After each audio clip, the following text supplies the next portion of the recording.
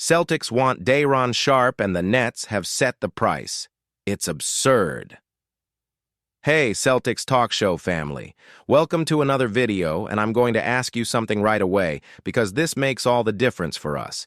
If you enjoy following everything that happens with the Boston Celtics, rumors, honest analyses, and content made from fan to fan, leave a like now and subscribe to the channel. We are very close to the goal of 1,000 subscribers, and reaching this number really helps the channel's growth, helps YouTube deliver our content to more people, and above all, motivates us to bring more and more videos like this to you.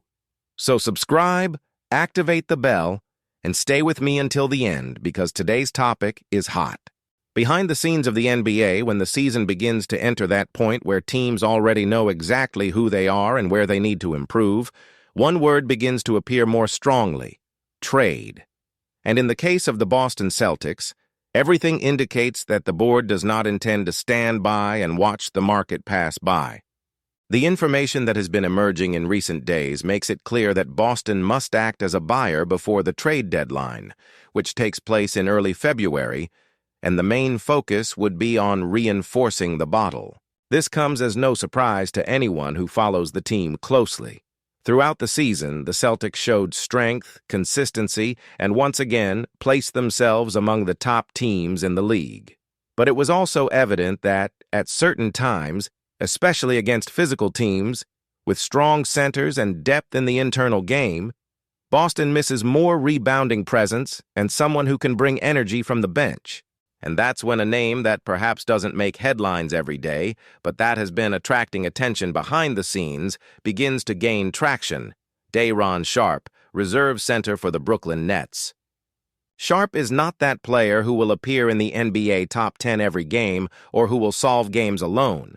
But when we look more closely, we see why he is on the radar of several teams. In just under 20 minutes per game, he delivers almost 8 points and more than 6 rebounds. This, for a player coming off the bench, is real production. It's not an empty statistic. It's impact on the court. Furthermore, Sharpe is going through a very solid phase. He comes in with intensity, fights for offensive rebounds, uses his body well in the paint, and doesn't get physically intimidated.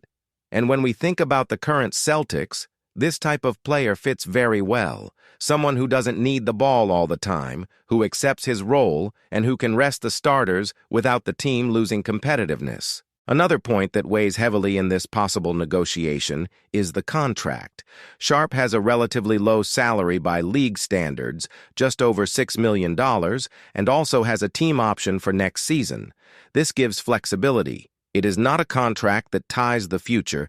It is not something that compromises the franchise's financial planning. For a team like the Celtics, which already deals with luxury tax and needs to be extremely strategic in every move, this counts a lot. And it's not just today that Boston has been watching this player. Information indicates that the Celtics had already shown interest in Sharpe last offseason, even before he renewed with Brooklyn. In other words, it is not a name that just came out of nowhere. This is someone who was already on the radar and who returned to the agenda because the context changed.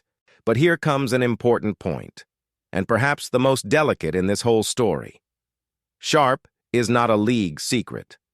Other teams are also watching. There is a clear perception that it will have a strong market on the exchange deadline, and that completely changes the game. According to analyses circulating behind the scenes, Brooklyn believes it can get a first-round pick in exchange for Sharpe. Maybe not a high pick, maybe something late in the first round, but still a first-round pick. And this raises an important discussion. How far is it worth going? The Celtics still have first-round picks available, including the 2026 pick, which is currently projected to be at the end of the round, somewhere between the 20s and 30s. Considering the team's good form, it is unlikely that this pick will be very valuable in the sense of immediate talent. So the question remains, is it worth transforming a future pick, which probably won't be high, into a player who can help now? This type of decision is what defines a title window. Boston is clearly in championship contending mode. It's not a team rebuilding. It's not a team thinking about 3-4 years ahead. It's a team that wants to win now. And when you're in that scenario, draft picks start to lose a little weight compared to pieces that deliver immediate results. On the other hand, there is also the issue of technical fit. Sharpe is not a pivot who spaces the block. His three-point shooting performance throughout his career is low. This means he won't open up the paint offensively like other modern bigs do. But do the Celtics need that coming off the bench? Maybe not. Perhaps what the team needs most is someone who does the dirty work, who competes for rebounds, who brings energy, who plays hard in the minutes when the game calls for physicality. And in this regard, Sharpe delivers exactly that. Another detail that cannot be ignored is the financial part of the possible negotiation. Brooklyn has enough salary cap space to absorb bigger contracts without having to send back a lot of salary. This leaves room for Boston to structure a trade that, in addition to strengthening the squad, also helps alleviate some of the pressure from the luxury tax. For the board, this is gold. So the scenario that emerges is the following. The Celtics want to reinforce their depth. They have already shown interest in Sharpe in the past. The player is going through a good period, has an affordable contract, but the price could be high due to the competition.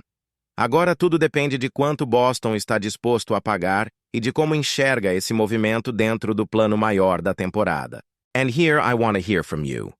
While you're thinking about it, take the opportunity to comment below what you would do if you were in the board's shoes. Would you give a first-round pick for Day'Ron Sharpe? Or do you think it's too expensive for a rotation player? Your opinion is very important and helps the channel's engagement a lot. And speaking of help, let me reinforce it once again.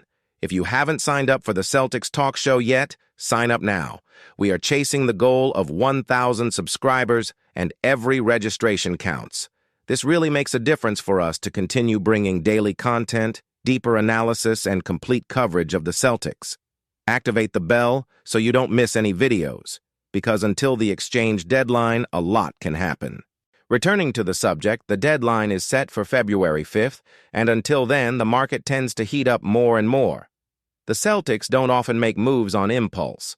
When they act, it is usually because they believe that piece makes sense in the larger context.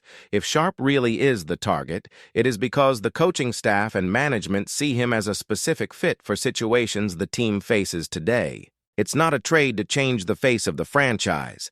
It's a fine-tuning trade-off.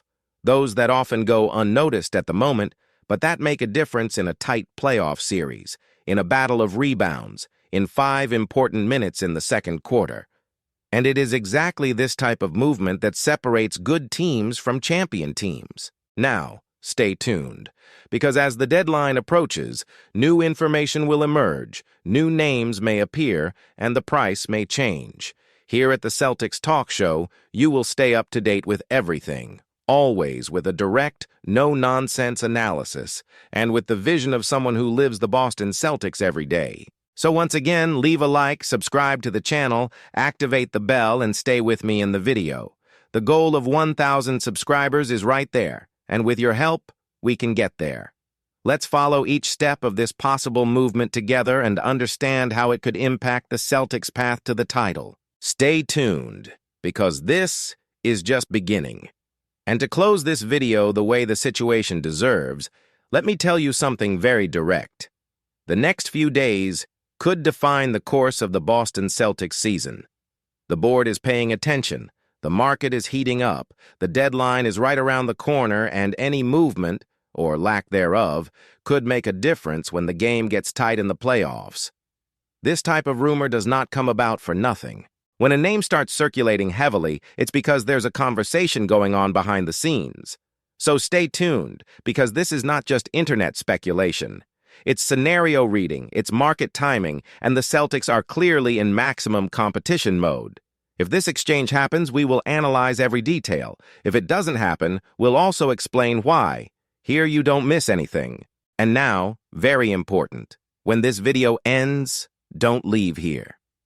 In the pinned comment, there is the playlist Celtics Analysis, where I break down the team's main topics: calmly, in depth, and without fluff. If you really want to understand what's going on with the Celtics, that playlist is practically mandatory. Click there, binge watch the videos, and come back here to comment on what you thought. Subscribe to the channel, activate the bell so you don't miss any content, leave a like to strengthen the Celtics talk show, and help us reach the goal of 1,000 subscribers, which is essential for the channel's growth. In fact, this helps a lot more than it seems. Stay with us because the Celtics don't stop, and neither does the analysis here. See you in the next VID.